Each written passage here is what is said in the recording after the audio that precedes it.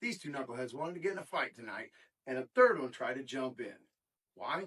Because I'm pretty cool, I guess. The three of us and my wife were laying on the couch watching a movie when all of a sudden somebody came over the top. Mally bit Freet in the face, and it was on. And of course, Scoob wanted to jump in. Luckily, I've broken up enough fights in my life, and they weren't really 100% serious, so it was a pretty quick event. However, it's what we do once the fight is over that is the most important part in the entire scenario.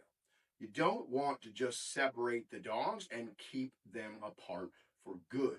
Once you check everybody for injuries and make sure they are okay, it's very important that you keep the dogs mechanically separated, but put them right back next to each other as soon as possible. This is a lot like on a road trip when my brother and I were fighting in the back seat, and before you know it, mom is sitting in between both of us. You're going to sit there, you're going to act right, and you're not going to fight.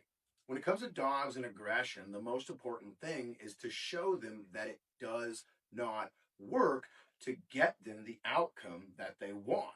If what Mally wanted was me, and I separate the dogs and then spend individual time with him, then technically his fight worked to get what he wanted, and it's more than likely to happen again.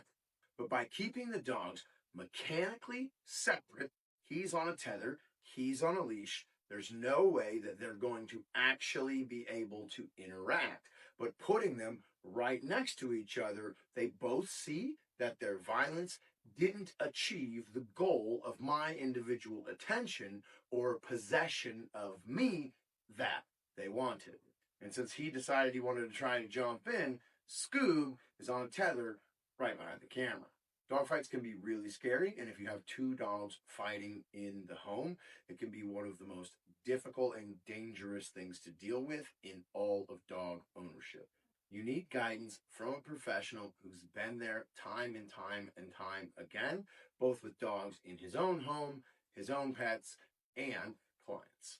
If you're finally ready to end the chaos in your home, click the link, book a call, and let's chat so that we can make your house a safe, harmonious home again.